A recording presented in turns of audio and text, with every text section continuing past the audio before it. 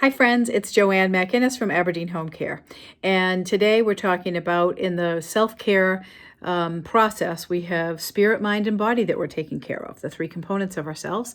And we're talking about mind. And when I say mind, I mean the cognitive part of our brains that are, what we use for decision making and strategizing and evaluation, problem solving. So the part of our brain that not necessarily feels but thinks. So the thinking part of ourselves and the planning and the strategizing.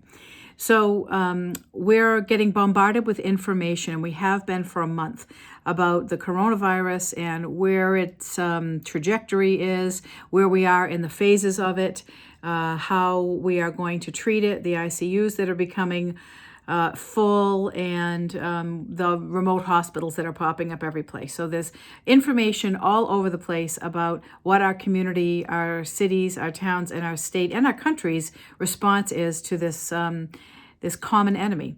And so doing a daily check-in on how your mind is working is going to be an important part of your daily self-assessment. Is my mind racing? I mean, am I jumping from one thing to the next? I've certainly had moments like that. Or is my mind calm? Am I feeling organized? Do I feel like I know what I've got to do today? It's out in front of me and I have kind of a plan to tackle what needs to be done? Or am I at odds? Am I disorganized and I can't quite pull it together? My mind feels scattered. Do I feel clear? Do I feel like I have my purpose and the expectations are clear? Am I able to think clearly and make decisions well? Or am I feeling overwhelmed and scattered and really struggling to get my mind to work efficiently for me? So in light of any of those situations, you want to think, how could my mind be working better for me? What goes into, if I'm in a state of distress, what goes into having created that state of distress? Is it just too much information? Do I need to take a break from the news? I'm going to suggest you give yourself, 10 minutes in the morning, 10 minutes at noon, and 10 minutes in the evening. You don't need to watch the same newscast over and over again. It's like watching a car accident, isn't it? Or watching the blizzard news over and over and expecting something different, so a different news to come up. I do allow myself to gaze at the governor's live address that he does once a day. I don't watch the whole thing. I'm watching snippets. And because of the reporting that I do live every morning on 104.9 FM on the morning show, I do look at the statistics. And now they have the information up that town by town, city by city. And so those statistics are important as I, offer some insight into what's going on, or try to. But I otherwise try to shield myself from some of the repetitiveness of the news that's just happening over and over again. The other thing is about your thinking. How is your body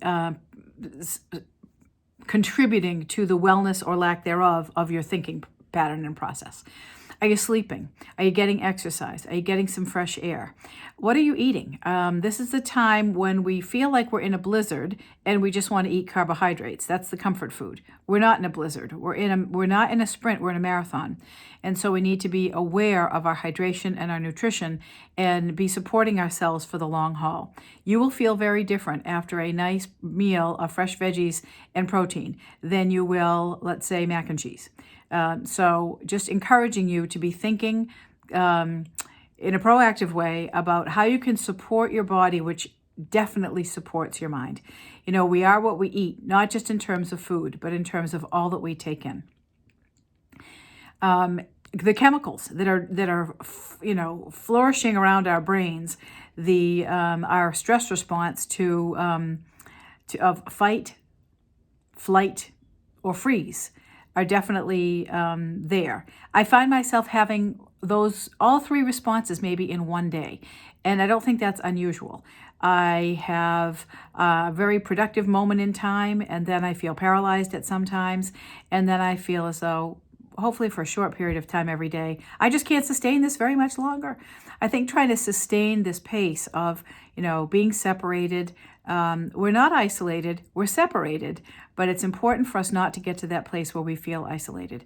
So as you are looking at your mind and taking daily inventory about how's your brain functioning, be thinking of what contributes to good brain health. good nutrition, breaks from sitting at a computer, exercise, fresh air, different kind of stimulation, playing a card game, playing Scrabble, not just sitting in front of the television, although that's probably our default, especially in the evenings.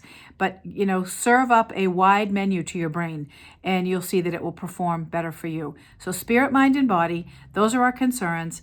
That's what we're responsible for. We're doing a daily inventory of all three parts of ourselves to try to figure out where we are, how can we get a better product out of ourselves, and then what interventions do we need to employ to be in a better space and be able to have a better quality of life in these really upside down times. Please take good care until we talk again, and don't forget, take care of that brain.